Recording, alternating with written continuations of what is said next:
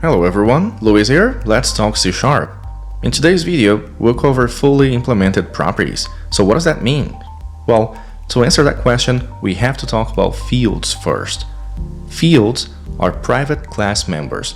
Think of it as a local variable that exists inside a class and is available across all class methods, including constructors.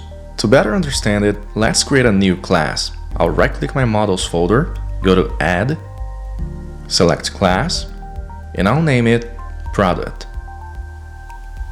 Now, I could very well just go ahead and define a price property here as an auto-implemented property.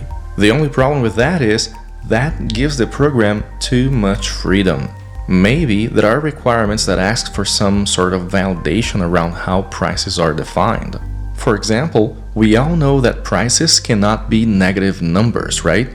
So it's our job as engineers to make sure that it doesn't happen. Fully implemented properties address that very issue. Now that we have more context, let's implement our first fully implemented property. To do that, I'll start with my field. Now remember, fields are private class members. So my first keyword here is private, double, that's the data type, price. Perfect. Now that's a local variable that's accessible across my entire product class.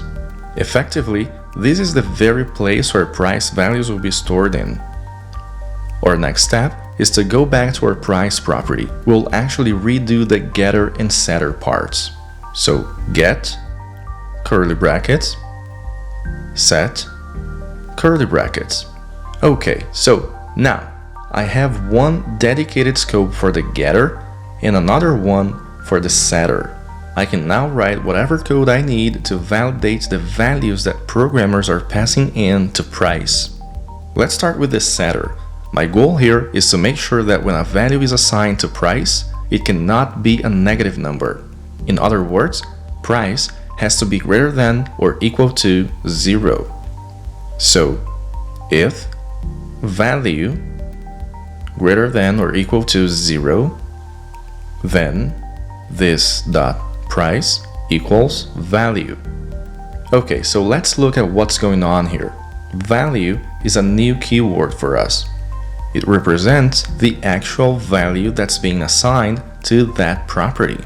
So if and only if that value is greater than or equal to 0, I'll allow that number in. Remember how we said that our private field price was the place where the actual price values would be stored in? Well, exactly. If value is greater than or equal to 0, I'll store that value in the field. Otherwise, that incoming value will just be ignored for now. Time to look at the getter. So, I know that the actual price value is now stored in a private field. If that's the case, all I have to do in my code is return this dot price. Yes, that easy. We have to remind ourselves what those keywords mean in order to fully understand what's going on. Set is a reference to one's ability to assign a value to a property. On the other hand, get is a reference to one's ability to retrieve the value currently stored in a property. Having said that, we always expect getters to return something. Hence the use of the keyword return right there. Ready to test this out? I'll go back to my program class and instantiate a new product. Product equals new product. Next, I'll say product.price equals -10. Then, in the next line, console.writeLine, interpolated string, price is product.price. By the way, that's an interpolated string right there. If you don't know what that is, well, you should. I have a video on strings and string manipulation. Go check that out. This is a very basic building block of what we're doing here, so you must know this. And if I run this, price is 0. Great. The -10 didn't go through. Now let's go back and change the code. Let's get rid of this minus. And if I run again, price is 10. Awesome, it works. We have successfully used a fully implemented property to enforce a business rule, one that states that product prices cannot be negative. Perfect. Now, you may be asking why price was 0 before.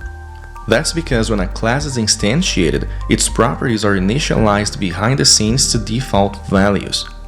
Each data type has a specific default value. Numeric properties will be initialized to 0 upon instantiation. Alright, I hope you enjoyed this video. If you have any questions, feel free to either ask in the comments or send me an email. I'll be happy to help. See ya!